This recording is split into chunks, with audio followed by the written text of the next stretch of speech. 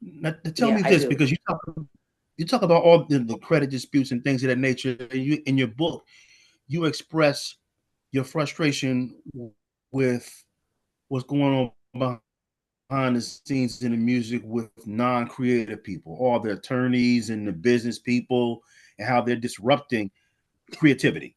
They're all because it's disputes in terms of the music, in terms of at the time you're controlling 50% of the publishing. They have to go through you. You're the publisher, but they want to go around you, and all of those frustrations. Can you kind of just briefly just share your reflections of that time?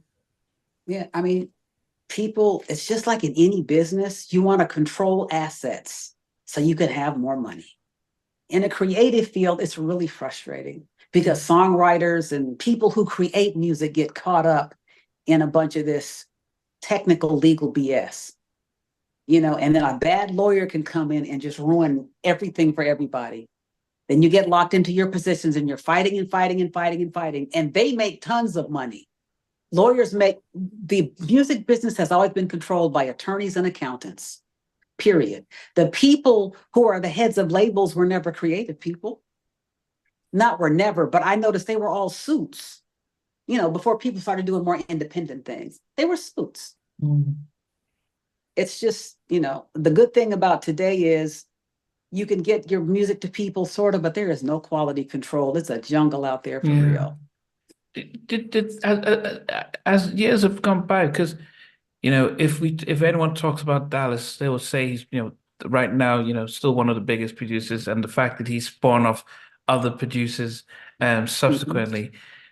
Has he ever come back to apologize and try and mend fences after all these years, especially you found something in him that no one else saw and gave him a platform. Funny you should ask that. Right after, maybe a couple of years after initially, we got together and he said, you're really a great teacher. Thank you. And I had found a 13-year-old on Showtime, a 12, well, was he 12 yet? Maybe he was 11 on Showtime at the Apollo, named Sammie. And I called the Apollo. I asked for, where is he? There, he's in Tampa, Florida. I got on a plane. I was talking to his mother and signing him right up. So then Dallas saw him and was like, hey, I want to do a record on him. So we were talking then, and he ended up doing a #1 record on Sammie called "I Like It." He was 12, and at the same time, I had a group of kids called In Tune, which featured Lloyd, who now is really big on his own. And I had Lloyd and Sammie in the same group Mm. initially because I just wanted to work with kids because grown people were just getting on my nerves too much. After I took a long sabbatical of dealing with people in music anyway. And so he did a couple of songs on Lloyd's group. And then maybe a few months ago, Dallas sent me an email because he heard some old song. I pulled some stuff out of the vault that we had done. And he just said, these bring back great memories. He said, thank you for everything. And that was nice. Because I never blamed him as a kid at his age for being sucked in by, shiny objects and lawyers who wanted to be in control of him so that Mm. could help them with their other clients, which is basically what that is. So that was very nice. Okay. That was good for my heart. Yeah, and it's disappointing to hear about because I've always heard good things about Clarence Avon, Yeah, what he's he did great for for a lot of people. Jimmy and Terry, what he Yeah. did for LA and Babyface, what he's done Hmm. for others. But uh, but then I wonder, as we keep saying, and this is really to shine the light on women in the industry, is whether, Hmm. oh, she's a woman, she's not going to give us any trouble, so we'll just take care of her. She should be grateful. And I'm hoping Yeah. that's not the case, but that's the sad thing about, black women, especially black women in Especially, sheesh. Yeah.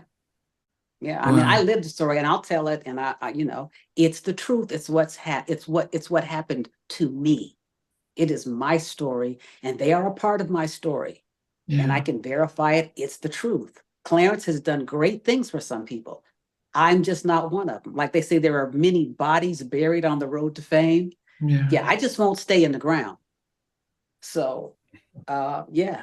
you know, that's just life. You just gotta keep doing what you do. Hey guys, thanks for watching. Thanks for being a part of Halftime Chat. Please remember to subscribe, share, and comment. But most importantly, why don't you become a member of Halftime Chat? We've got amazing videos, amazing perks, and being able to support the channel. But anyway, thanks for watching. Take care. I never participated in that category. And somewhere in between us for even loving us, on which I did miss you. What was it like growing up? She's still making an impact on 4 houses down. I have a couple of pieces. trying to get this one and that one. That works for you, but just for me, No, okay. They don't understand what Joyce's voice meant in all spirits. Play it. I mean, I love all different genres.